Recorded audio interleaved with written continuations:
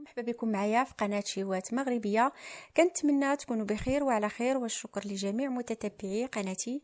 اليوم ان شاء الله نقدم لكم كيك من اروع ما يكون، كيجي طالع وخفيف بزاف وولدي جدا، وكذلك مزيج من مجموعة من النكهات اللي كتعطيه مذاق جد مميز وناجح 100%.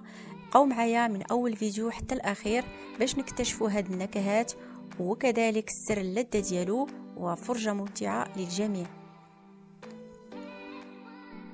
كنحتاجو في المكونات 4 ديال البيضات بحرارة المطبخ، فعزلت البيض عن الأصفر، شوية ديال الملحة، 3 الأكياس الخميرة الكيماوية بيكنج باودر، وكل كيس كيوزن 8 غرام، الدقيق أبيض 2 كؤوس تقريبا وكيبقى على حسب الخليط، نصف كأس زيت نباتية ما يعادل 180 ملل، وكأس سكر الخشن أو سنيدة ما يعادل 150 غرام، 4 ديال قطع جبن مثلث يمكن تستعملوا المربع، وقشور الليمونة حامضة مع العصير.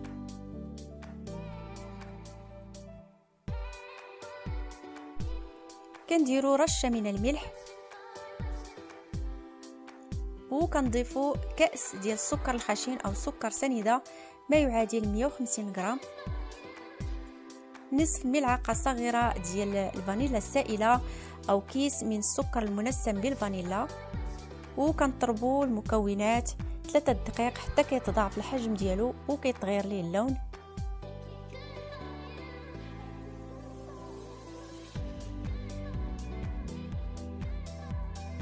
من بعد كنضيفوا أصفر البيض،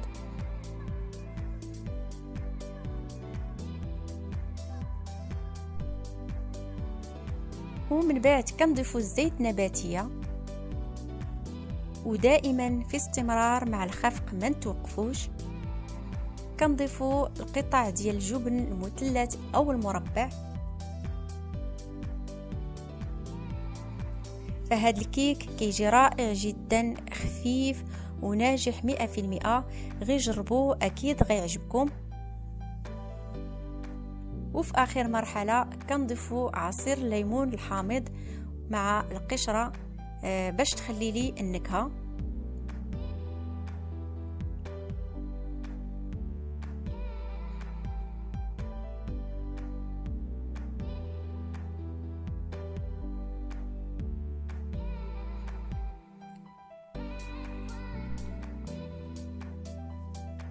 والدقيق كنعمل 2 كيسان ونشوف واش يقدني او لا نزيد.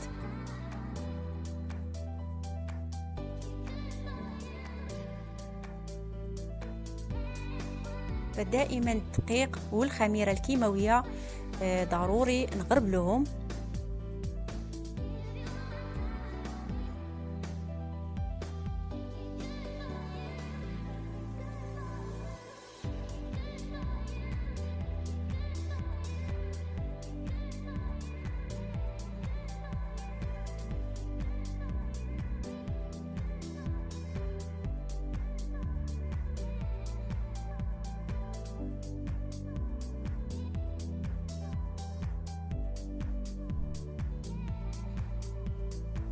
ومن بعد كنخلطوا جميع المكونات بالخلاط اليدوي.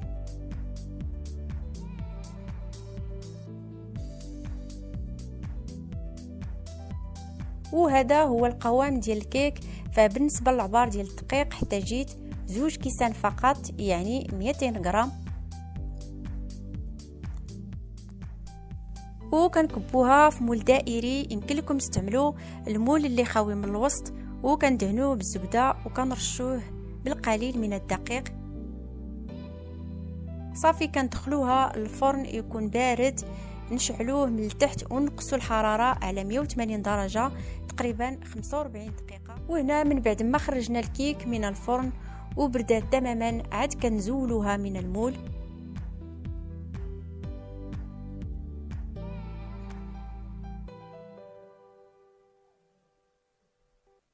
فكيف ما كتلاحظوا معايا فالنتيجة رائعة جدا وناجحة 100%.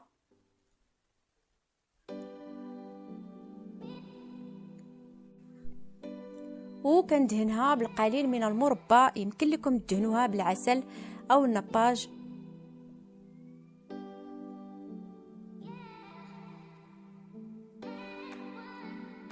وكنرش على وجه الكيك القليل من الكاوكاو المحمر والمهرمش.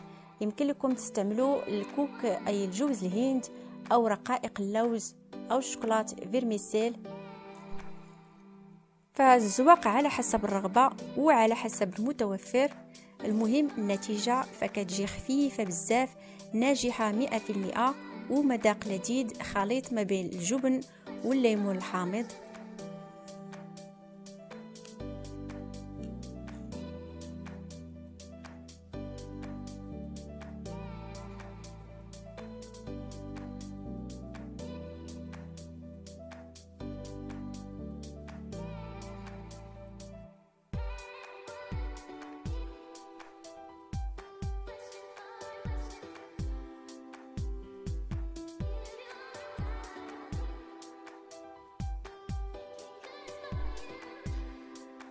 وفي آخر مرحلة كنزينوها بحبات من الكرز المعسل.